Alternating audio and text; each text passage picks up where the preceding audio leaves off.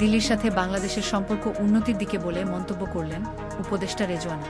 অন্যদিকে শেখ হাসিনাকে যথাসময়ে ফেরত পাঠাবে ভারত, আশা করছেন আসিফ মাহমুদ। আপনারা দেখছেন BD24 নিউজ, সঙ্গে আছি আমি ফারিয়া নাজনীন। শেখ হাসিনার ছড়ানো বিদ্বেষমূলক বার্তা প্রচার বন্ধ করতে ভারত সরকার দ্রুত ব্যবস্থা নেবে বলে আশা করছে অন্তর্বর্তী সরকার। ভারতের পার্লামেন্টের কমিটিতে এই বিষয়টি নিয়েই পররাষ্ট্র সচিবের বক্তব্যকে ইতিবাচক দিক থেকে দেখছেন দুই উপদেষ্টা। 5ই আগস্ট পরাজয়ের পর খুনি হাসিনার ভারতে আশ্রয় নেয়ার পর থেকেই বাংলাদেশ ভারত সম্পর্কের অবনতি দেখা যায়। ইসকন সমস্যা, বাংলাদেশের হাই কমিশনে হামলা ও ভারতীয় গণমাধ্যমে বাংলাদেশকে নিয়ে অপপ্রচার এই সম্পর্কে আরও ফাটল ধরিয়েছে। এমতাবস্থায় উভয় দেশের পররাষ্ট্র সচিবদের বৈঠকে সম্পর্কের দূরত্ব কমা শুরু হয়েছে বলে মনে করেন অন্তর্বর্তী সরকার। আশা করা হচ্ছে যথাসময়ে ফ্যাসিস্ট হাসিনাকে দেশে ফিরিয়ে দিবে ভারত।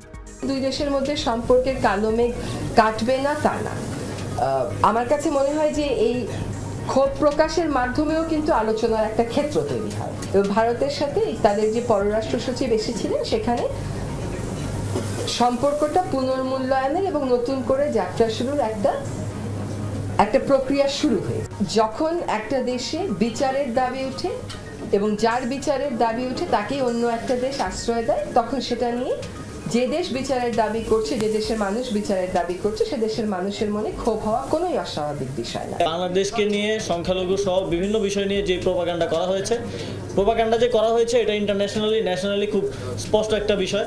এবং এটা নিয়ে এখন আমি ভারতীয় কয়েকটা গণমাধ্যমেও এই পরিবর্তনটা দেখতে পেয়েছি যে তারাও এটাকে অ্যাড্রেস করছে যে প্রোপাগান্ডা হয়েছে। তো প্রথম তো এই অ্যাড্রেস করাটা গুরুত্বপূর্ণ ছিল। একজন গণহত্যাকারী ফ্যাসিস্ট, যার আসলে এই মুহূর্তে বিচার হওয়ার কথা, যার এখন কারান্তরীণ থাকার কথা, তিনি ভারতে অবস্থান করছেন এবং সেখান থেকে বিভিন্ন কর্মসূচি, বিভিন্ন বক্তব্য, বিদ্বেষমূলক বক্তব্য তিনি দিয়ে যাচ্ছেন। বাংলাদেশের পক্ষ থেকে ভারতের পররাষ্ট্র সচিবকে বলা হয়েছে এবং তিনি সেটা ভারতে উত্থাপন করেছেন। আমরা আশা করি যে ধরনের কোনো বিদ্বেষমূলক বক্তব্য প্রচারে ভারত তাকে বাধা দেবে এবং যথাসময়ে বাংলাদেশের সাথে ভারতের যে বন্দি বিনিময় ট্রিটি আছে সেই ট্রিটি অনুযায়ী তাকে বাংলাদেশে ফেরত দেওয়া হবে।